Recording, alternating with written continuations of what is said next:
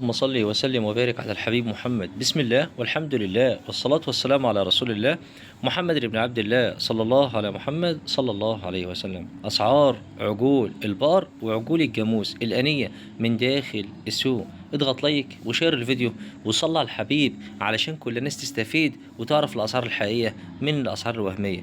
أول عجل قدامنا ده عجل بسم الله ما شاء الله، عجل شبعان، عجل حلو. ربنا يبارك لصاحب النصيب ويبارك للبائع ويبارك للمشتري. بيتكلم فيه من داخل السوق على 33 ألف جنيه. قولوا لنا طبعا ايه رأيكم، ممكن يكون غالي ممكن يكون رخيص، ده السعر من لسان صاحب العجل.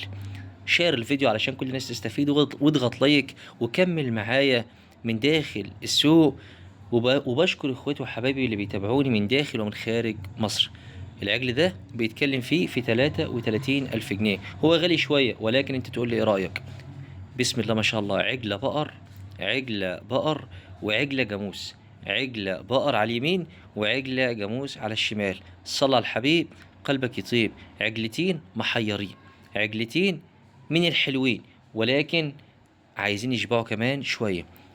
ربنا يبارك للبائع ويبارك للمشتري. وانت بتشتري خلي بالك من داخل السوق، خلي بالك وانت بتشتري من داخل السوق. العجلة الجاموس مطلوب فيها 23 ألف جنيه. العجلة الجاموس مطلوب فيها 23 ألف جنيه. بالله عليك وانت بتتفرج معايا اضغط لايك وشير الفيديو علشان كل الناس تستفيد. مش عايز اكتر من كده.